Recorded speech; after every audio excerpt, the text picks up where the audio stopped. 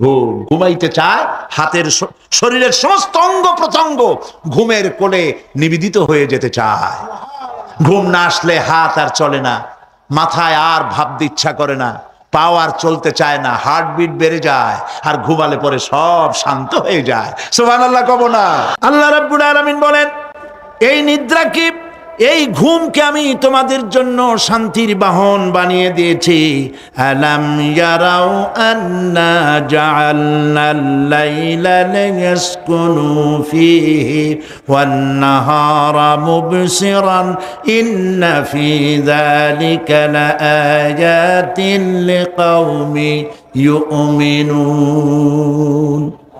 তারা কি আল্লাহ পাকের এই কুদরতের কথা চিন্তা করে না, যে আমি রাতের আধার দিয়ে ধরনীর বুক ছেয়ে দেই, দিনের উজ্জ্বলতা, কোলাহল, গাড়ির আওয়াজ, ভ্যাঁ ভোঁ আওয়াজ হচ্ছে, কলকারখানার আওয়াজ হচ্ছে, সূর্যের বিরাট তাপ, ঘুম আসে না। সারাদিন কাজ করার পর শরীরের আরাম দেওয়ার জন্যে রাতের একটি কালো চাদর পৃথিবীর উপরে আমি বিছায়ে দেই।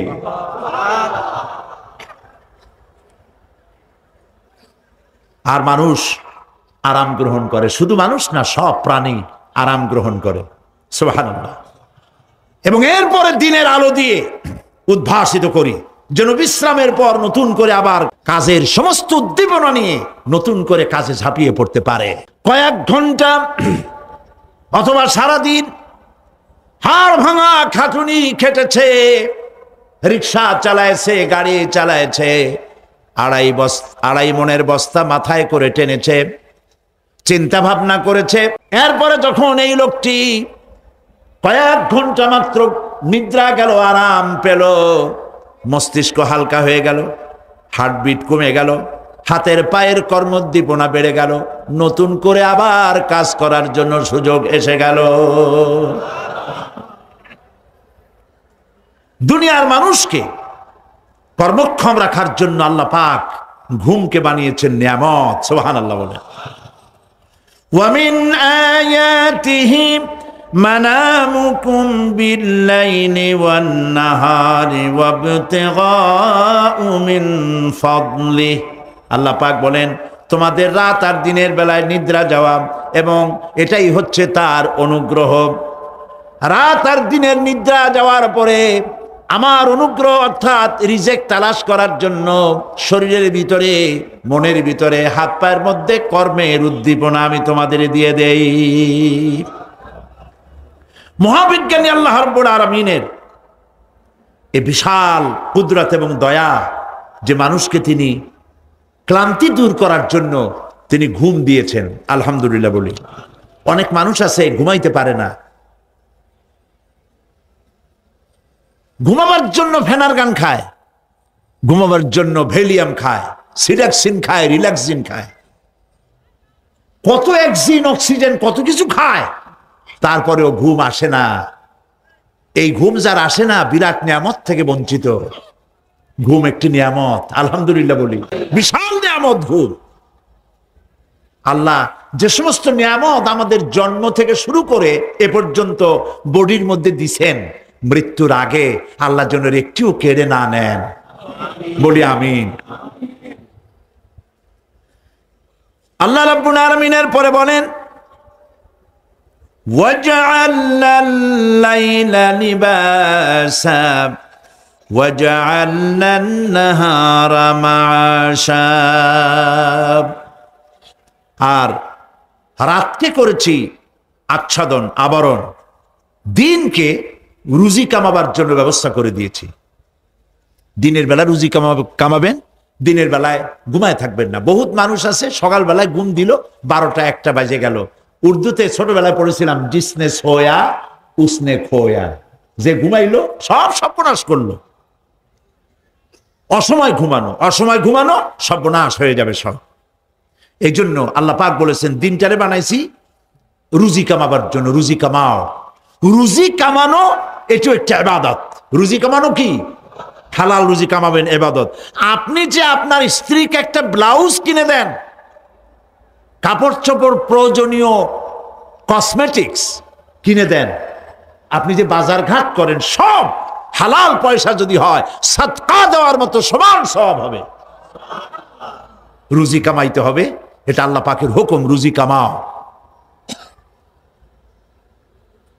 ফাইদা কুদিয়াতিস সালাত ফান্তাশিরু ফিল আরদ ওয়াবতাগু মিন ফাদলিল্লাহ। সুবহানাল্লাহ বলে। নামাজ যখন শেষ হয়ে গেল, ফাইদা কুদিয়াতিস সালাত, নামাজ যখন শেষ হয়ে গেল, ফান্তাশিরু ফিল আরদ, তখন জমিনে ছড়িয়ে পড়ো আর আমার অনুগ্রহ রিস্ক অনুসন্ধান করো। সুবহানাল্লাহ। মসজিদে বসে বসে খালি তসবিহ টিপতে থাকো না, কাজের সময় কাজ করো। অফিস থেকে বলে আসছে জোহরের নামাজ পড়তে যাই, জোহরের নামাজ পড়িয়ে তারপর নফল পড়া শুরু করছে, এরপরে দোয়া দুরূদ পড়া শুরু করছে। 1 ঘন্টা অফিসের সময় নষ্ট করেছেন। ফরজ নামাজ সুন্নত নামাজ পড়তে যতটুকুন লাগবে এর থেকে বেশি সময় নিলে বেতন হালাল হবে না।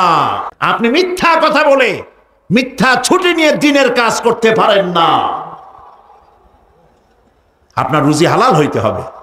আপনার নফল নামাজ পড়া দরকার, রাত পড়ে আছে, রাতের বেলা গিয়ে জনমের মতো নফল পড়েন, কে নিষেধ করবে? মনে থাকবে কথা। ওয়াজআলনা নাওমাকুম সুবাতা, আর আমি তোমাদের জন্য ঘুমকে করেছি শান্তির বাহন। মানুষের অঙ্গ প্রত্যঙ্গ প্রত্যেকটির কাজ ভিন্ন, প্রকৃতিও ভিন্ন। চোখ দেখে, কান শোনে, জিহ্বা স্বাদ গ্রহণ করে, নাক শোনে, নাক শোখে, মস্তিষ্ক চিন্তা ভাবনা করে। এ হলো প্রকৃতি। আর প্রত্যেকটি অঙ্গ প্রত্যঙ্গের রুচি আলাদা, কর্তব্যের মধ্যে বিরাট বৈষম্য। যেমন চোখ রঙিন এবং সুন্দর জিনিস দেখতে ভালোবাসে, ঠিক কিনা? বলেন ঠিক কিনা? একটা খারাপ জিনিসের দিক চোখ পড়লেই মানুষ তাড়াতাড়ি চোখ ফিরায় নেয়, ঠিক না? চোখ সুন্দর এবং রঙিন জিনিস দেখতে ভালোবাসে। কান সুমধুর সুর শুনতে ভালোবাসে, উৎসাহ বোধ করে। আর হাত নরম এবং মসৃণ জিনিসে স্পর্শ করতে উৎসাহ বোধ করে। নাক আতরের গন্ধ শুঁকতে ভালো লাগে। আর মন নতুন নতুন রঙিন ভাবনা ভাবতে চেষ্টা করে। বাড়ি বানাবো, বিল্ডিং বানাবো, ইন্ডাস্ট্রি করব, ছেলে বিয়ে দেবো, মেয়ে বিয়ে দেবো, অমুক জায়গায় বিরাট লোকের কাছে। ভাবতে ভাবতে ভাবের সাগরে হারিয়ে যায়। আর ভাবনার ভিতরে খেয়ালে যদি কেউ পোলাও পাকায়, বাস্তবে তা হোক আর না হোক, খেয়ালে মনে মনে যদি কেউ পোলাও পাকায়, তাহলে ঘিয়ের দাম যাই হোক না কেন তাতে কিছু আসে যায় না। মানুষ রঙিন রঙিন ভাবনা ভাবতে খুব মজা পায়। তাহলে আমি কি বুঝাইতে চাইলাম? চোখের কাজ, নাকের কাজ, মুখের কাজ, কানের কাজ, মনের কাজ, প্রত্যেকটি অঙ্গ প্রত্যঙ্গে ভিন্ন ভিন্ন কাজ আছে, ভিন্ন ভিন্ন রুচি আছে।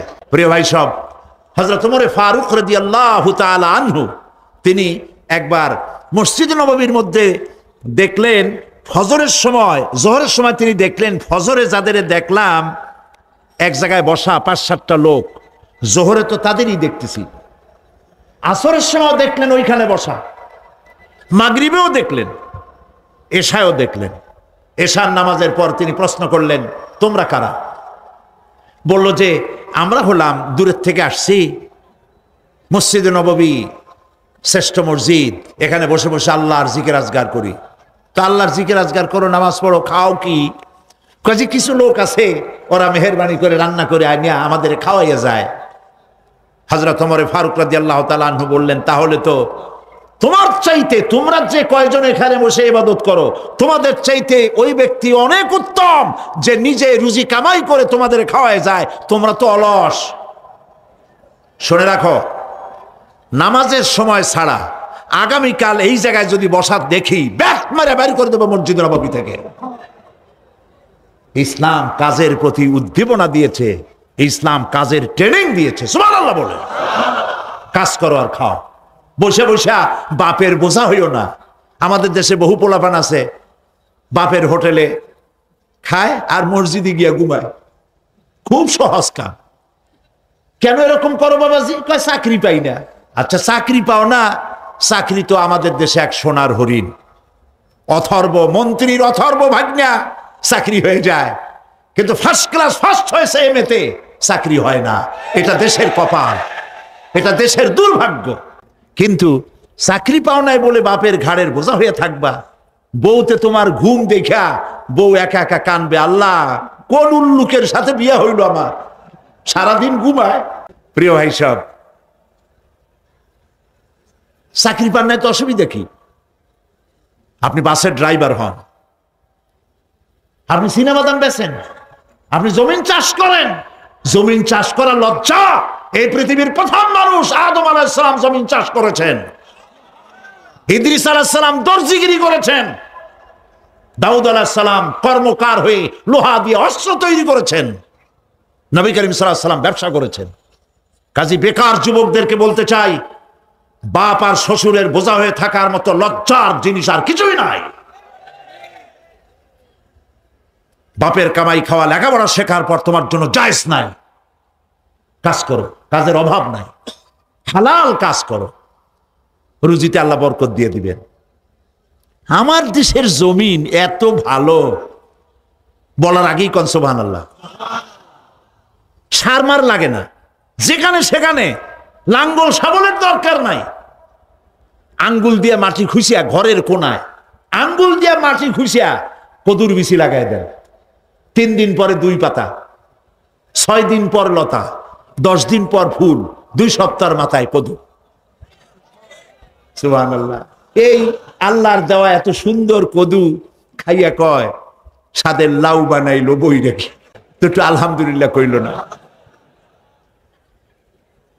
জমিন উর্বর।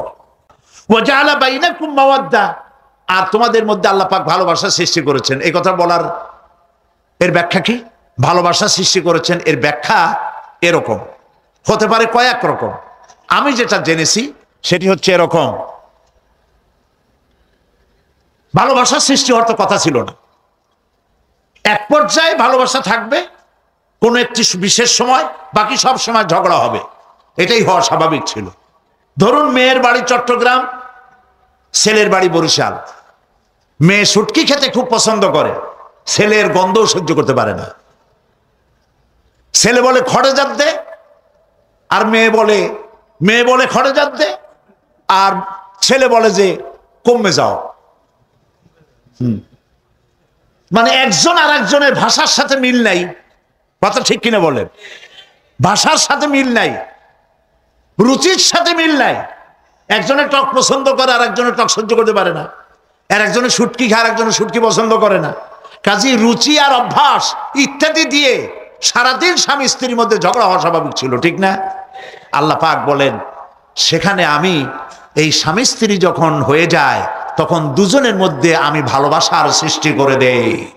আর সে ভালোবাসা এমন পর্যায়ে চলে যায়, স্ত্রী তার স্বামীর জন্য জীবন দিতে চায়, স্বামী তার স্ত্রীর জন্য জীবনের সবকিছু উজাড় করে দিতে চায়। ওয়াজআলা বাইনাকুম মাওয়াদ্দা, এরপরে সৃষ্টি করি রাহমা। ওই ভালোবাসা ছিল যৌবন কেন্দ্রিক, বিশেষ এক উদ্দেশ্যকে সামনে রেখে। কিন্তু যখন যৌবনে ভাটি লাগলো তখন ওই উদ্দেশ্য আর থাকলো না। তখন আল্লাহ পাক বলেন এই সময় তো দুজনের মধ্যে রাগারাগি, খেসাখেসি ইত্যাদি হয়, স্বাভাবিক ছিল, কিন্তু তা হইল না। আমি রহমত দিলাম, করুণা দিলাম। এখন বুড়ারে ছাড়ে বাঁচে না, আর বুড়াও বুড়িরই ছাড়া বাঁচে না। তাও আমরা সুবহানাল্লাহ কব না। এইসব কথা শুনিয়া সুবহানাল্লাহ যদি বলানো লাগে কইয়া কইয়া, তাহলে তো বড় সমস্যার কথা। শুনলেন কি আর বুঝলেন না কি? প্রিয় ভাই সব, আমি বুঝতে পারছি আপনারা বলেন ঠিকই, তবে শুনতে শুনতে মোহমুগ্ধ হয়ে বলার সময় পান না। আলহামদুলিল্লাহ, বলি আলহামদুলিল্লাহ। তো আল্লাহ রাব্বুল আলামিন পরস্পরের মধ্যেই ভালোবাসা সৃষ্টি করলেন। এটি আল্লাহ পাকের আয়াত। এটা আল্লাহ পাকের কি বলুন? আয়াত মানে কি? নিদর্শন। আমার ভাইরা, আমার নিজের জীবনের এক দৃষ্টান্ত আমি প্রায় বলি লোকদেরকে। ছোটবেলায় মাদ্রাসা থেকে বাড়ি ফিরতেছি, তখন গয়নার নৌকা, লঞ্চ নাই, নৌকা। সেই নৌকা বিরাট লম্বা নৌকা, 4-5 জনে দাঁড় বায়, বড় বড় লম্বা লম্বা দাঁড়, ছিপ নৌকা, খুব লম্বা নৌকা। এই নৌকাগুলি প্যাসেঞ্জার বহন করে। স্টেশন আসতে পরে ঢোল পিঠায়, মানুষ এসে ওঠে। রাতের বেলায় চলতে হয়, রাতেই এগুলো চলতো বেশি, আজকাল এগুলি আর নাই। সেই নৌকার মাঝখানে থাকতো বাঁশ পোতা, 2 দিকে মানুষ শোবে, নৌকার 2 দিকে মাথা দিয়ে, 1 দিকে পা দিয়ে শোবে। ছাত্র জীবন, শুয়ে আছি এরকম করে, কিন্তু পা লম্বা করা যায় না। পা লম্বা করলে আর একজনের বুকের উপরে গিয়ে ওঠে। এভাবে করে পা কতক্ষণ গোটো করে রাখা যায়? কিছুক্ষণ পর মনের মধ্যে চিন্তা জাগলো যে আল্লাহ, হাঁটুতে তো ব্যথা করতেছে, এই হাঁটুগুলি যদি নাট বল্টুর মতো মোড়ায় মোড়ায় খোলার সিস্টেম করে দিতে, তাহলে তো এখন কষ্ট হতো না। ঠ্যাংডারে মোড়াইয়া খুলিয়া তারপরে ব্যাগের মধ্যে ভরিয়া বালিশের কাজও হতো, ঠ্যাংও ব্যথা করতো না। ছাত্র হলে যত চিন্তা মাথার মধ্যে আসে, এইসব চিন্তা, কেনুর মধ্যে একটা মুড়ি পেঁয়াজ হলে ভালো হইতো, এইসব চিন্তা করতেছে। চিন্তা করে করে এক ফাঁকে ঘুম এসে গেল। সকালবেলায় নৌকা যখন ফিরেছে স্টেশনে, ঘুম ভেঙে গেল যাত্রীদের চিৎকারে। একজন বলছে আমার মানি ব্যাগ চুরি হয়েছে, আর একজন বললো আমার হ্যান্ড ব্যাগ গেছে, আর একজন বলছে আমার ব্রিফ কেস গেছে, চোরে নিয়ে গেছে। ওরা তো যার যার হারানো জিনিস নিয়ে ব্যস্ত। আমি তখন তওবা করতেছি যে আল্লাহ, আমার বুদ্ধিমতো যে বুদ্ধি রাত্রে করলাম, এই বুদ্ধিমতো যদি মানুষের হাতে এবং কেনুতে থাকতো নাট বল্টুর মতো করে মুড়ি পেঁয়াজ দেওয়া, আর ওইগুলি যদি থাকতো ব্রিফকেসের মধ্যে, হ্যান্ড ব্যাগের মধ্যে, তাহলে তো সকালবেলায় শুনতাম কেউ বলতো যে আল্লাহ আমার তো ঠ্যাং চুরি হয়ে গেছে, কেউ বলতো আমার তো হাত চুরি হয়ে গেছে। আল্লাহ আল্লাহ আল্লাহ আল্লাহ, আল্লাহু আকবার। আল্লাহ সুবহানাহু ওয়া তাআলা কি সুন্দর করে তৈরি করেছেন। এত হাল তারা মিন ফুতুর, আমার সৃষ্টি নৈপুণ্যতার ভেতরে কোনো ভুল দেখতে পাও? কোনো ভুল পাবে না। আমার সৃষ্টি নৈপুণ্যতার ভেতরে কোনো ভুল নাই। সুবহানাল্লাহি বিহামদিহি, সুবহানাল্লাহি বিহামদিহি। এত সুন্দর করে আল্লাহ সুবহানাহু ওয়া তাআলা মানুষ সৃষ্টি করলেন। খালাকাল ইনসান আল্লামাহুল বায়ান, তিনি মানুষকে কথা বলা শিখিয়েছেন, তিনি মানুষকে সৃষ্টি করেছেন এত সুন্দর করে, চামড়া দিয়ে, সুন্দর করে চোখ দিয়ে, চুল দিয়ে, মুখ দিয়ে, কি সুন্দর করে বানিয়েছেন। সুবহানাল্লাহ। দেখুন, পায়ের তালুর চামড়া একরকম, তলার চামড়া আর এক রকম, বুকের চামড়া একরকম, পিঠের চামড়া আর এক রকম, ঠিক কিনা কন?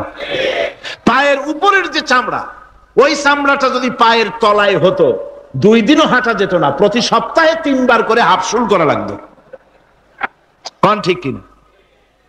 আল্লাহ সুবহানাহু ওয়া তাআলা যেখানে যেটা দরকার তাই দিয়েছেন। আর ওরা বলে কি, কয় যে আল্লাহ নাই, দেয়ার ইজ নো গড। ছাগল কোথাকার। গ্যাগারিন বলেছেন, ইউরি গ্যাগারিন প্রথম মহাশূন্যচারী, মহাশূন্য পরিভ্রমণ করে এসে বললেন যে মহাশূন্যের লক্ষ লক্ষ মাইল পরিভ্রমণ করে এলাম। মহাশূন্যে হিন্দুরা যাকে ভগবান বলে, খ্রিস্টান যাকে গড বলে, মুসলমানেরা যারা আল্লাহ বলে, এই লক্ষ লক্ষ মাইলের কোন জায়গায় অস্তিত্ব দেখলাম না। কিসের আল্লাহ, কিসের গড? নাউযুবিল্লাহি মিন যালিক। কত বড় ছাগল! তুমি দেখো আল্লাহ রে, তুমি তো নিজের শরীরই নিজে দেখো না। আমরা কি আমাদের নিজের শরীরটা দেখি? আয়নার সাহায্য ছাড়া ঘাড়টা কেমন, হিপটা কেমন, ব্যাকটা কেমন, পেছনের উরুটা দেখতে কেমন, আজ পর্যন্ত আয়নার সাহায্য ছাড়া দেখতে পারি নাই। নিজের শরীরটাই দেখতে পারি নাই, আর এই শরীরের স্রষ্টাকে দেখতে চাই। সাহস তো কম না পাগলের।